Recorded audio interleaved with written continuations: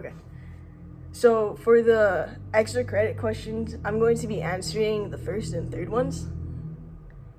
It's 2020, which means that we're having elections this year, presidential elections, which is very big. And if my friend told me that amidst all of this, they said, who cares, I don't want to vote, I would try and convince them to vote. The first reason being voting helps prevent corruption and promotes competency within the people who are running for office. People who are running for office, these candidates, their whole goal is, I want to be in office, I want to stay in office, and I want to be re-elected as many times as I possibly can. And the way to do that is by offering pork to their constituents and just trying to please them in general. And this is why we have such an individualistic political society within our United States government, as opposed to other countries where, like in Britain, you're more likely to vote among your party lines no matter what it is because of party discipline, because you might get punished for it. But in America, our candidates and politicians are more focused on, hey, my constituents don't like that, so I'm not going to vote for that, even if it goes against their party. So by voting, we promote what we want, and it helps promote this sense of competency and prevents corruption. Because since these candidates are so focused on getting elected and re-elected, they're not likely to go against what you want. So in other words, if you vote, candidates will have to take you into consideration and be held responsible for their actions in the sense of accountability. Because if they do something that we as voters don't like, we can always just say, I don't want to vote for you next time, and then they don't get voted in. So with that in mind, candidates often try to please their constituents by aligning themselves with their own interests. So by voting, you're basically holding whoever is running for office accountable for their actions, making sure that they're competent in what they're doing, because let's face it, we're not going to vote for someone who's not competent, and helps align them more, or you get to choose candidates who are more aligned with what you want than what other people want. It helps determine your it helps determine who's in your council and who's in power, and essentially like what ideological spectrum the office will hold. The second reason why is because in America we have SMDP. We're a single member district plurality system, which essentially means only one person gets to win office. There's no proportional representation. It's winner takes all. Everyone else doesn't get anything else. And plurality, which means whoever has the most votes wins. And this way, voting is essential because truly one vote can make a difference. And in the United States, it's very high risk. Unlike other countries like Germany or the UK, for example, who have proportional representation, even if you get a little bit of the votes, you are still represented in government. Like 5% of the votes is 5% in government. You get that many seats. But in America, you could get since we have SMDP, it could be an extremely close race, but still the loser gets nothing and essentially no representation.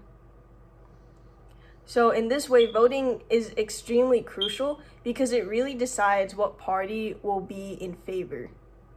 If you don't vote, then there's a chance that you're risking your ideas not being represented in government. The third reason is because voting is not only about like the president. There's local elections and candidates and propositions. If you don't vote, people are most likely to re-elect the same person who's been in office over and over again, even if they don't provide anything new and they just keep going with the traditions that was set before them. It doesn't offer a new perspective. Furthermore, it doesn't really align with people's ideological preferences if they just keep voting for the same person because, hey, they've done their job well, I'm just going, and I know their name.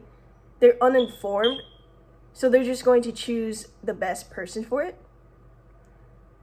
You essentially miss out on reforming changes that you want to see within your own system. And there's unequal representation in general if you don't vote for like other candidates and propositions, because older generations are more likely to vote than younger generations. So if you choose not to vote, you're not giving a fair and accurate representation of what like us as a younger generation would want. When people go out and vote and it's mainly comprised of older people, it's going to cause somewhat of a controversy and unrest within like the younger generations, because these policies, propositions, and candidates reflect what the older generations want. They don't reflect like necessarily what we want. And the only way to change that is if we go out and vote.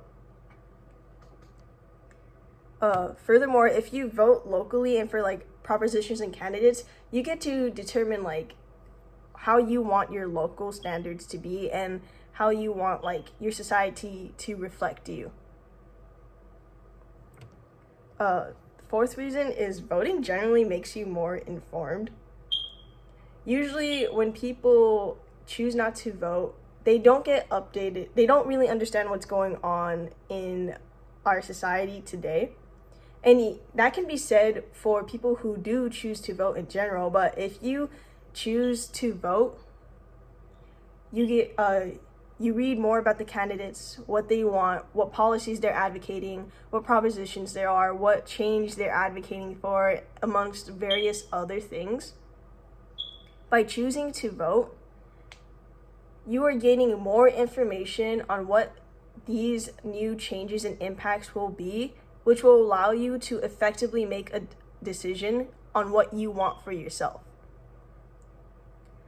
Typically, when people vote, there's these things that the textbook mentioned called Q people, where we vote based off socialization and don't necessarily understand why we voted the way we did. Instead, we just rely on someone who seems knowledgeable about it, and when they talk about it, we think, oh yeah, that sounds like a good idea.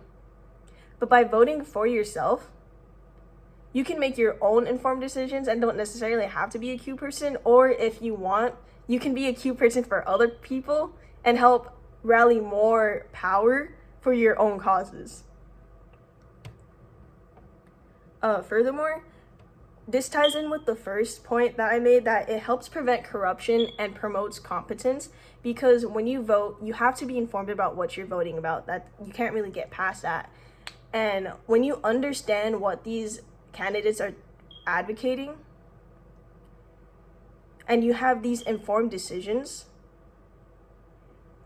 they take that into consideration as well. So in past presidential or just past elections in general, candidates will steal other ideas from other candidates, like universal health care, gun laws, like, the thing with third parties, where third parties will usually bring in a point that they're very passionate about, like environmentalism, like we need to protect the environment, or gun laws, like we need stricter gun laws, we need more background checks, immigration, we need to do this, we need to do that.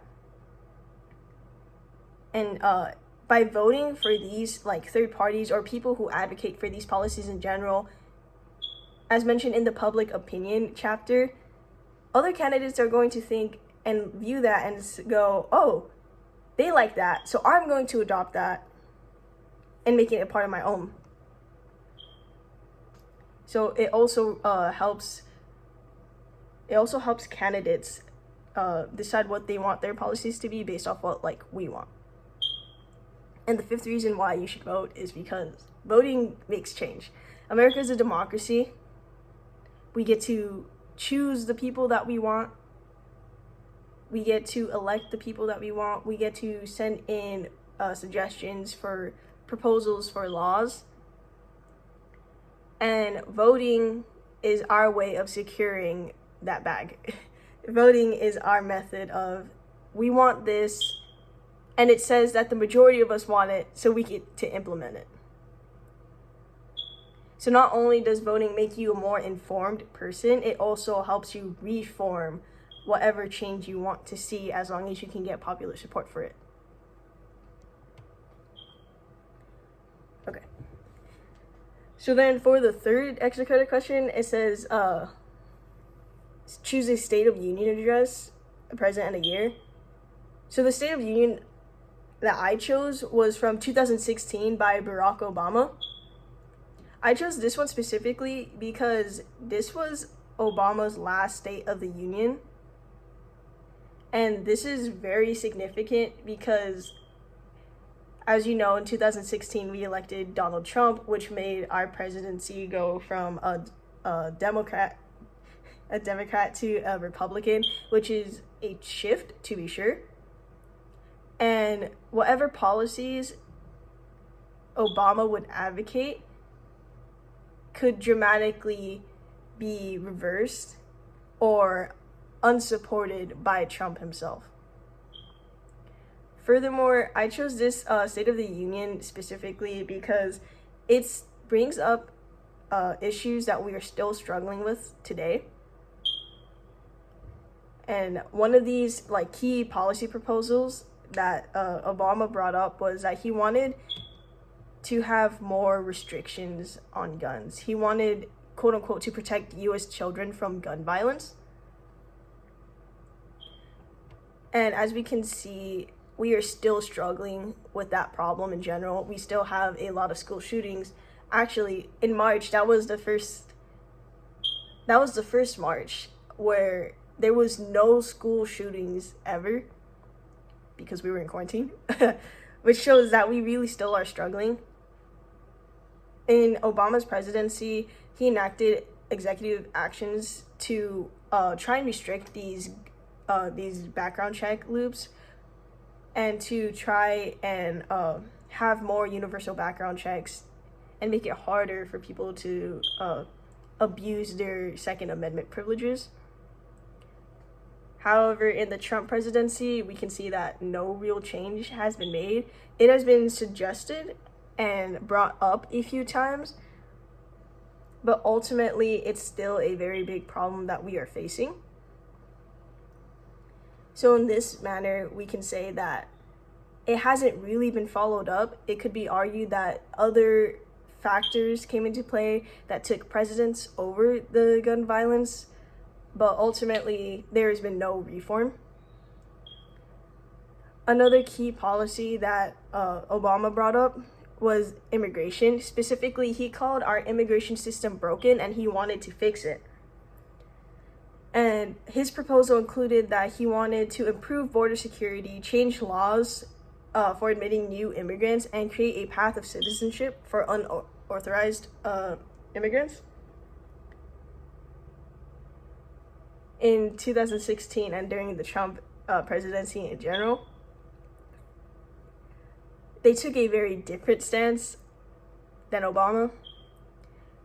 The Trump administration actually terminated DACA, which was the Dreamers Act, which essentially said, if you were brought here unauthorized as an unauthorized immigrant when you were young, you can stay here because you're a dreamer.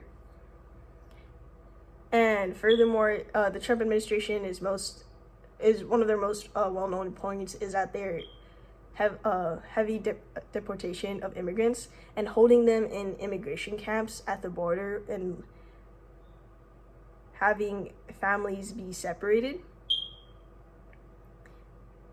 In other words, it's a complete reversal from what Obama wanted, because instead of trying to create a new path of citizenship, we are shutting out these immigrants. Also, more famously known is Trump's proposal for a wall between the US and Mexico in order to cease illegal immigration from Mexico to the United States. And with the whole coronavirus COVID-19 quarantine, many of the United States immigration borders are being talked about shutting down, or in general just not allowing anyone else into the country. That's not more so because we're not promoting the flow of having more people because of xenophobic actions, but more so because we're trying to stop the spread of the virus. But in general, Trump's administration did a complete 180 from Obama's and said that they don't want to promote new citizenship. Yeah.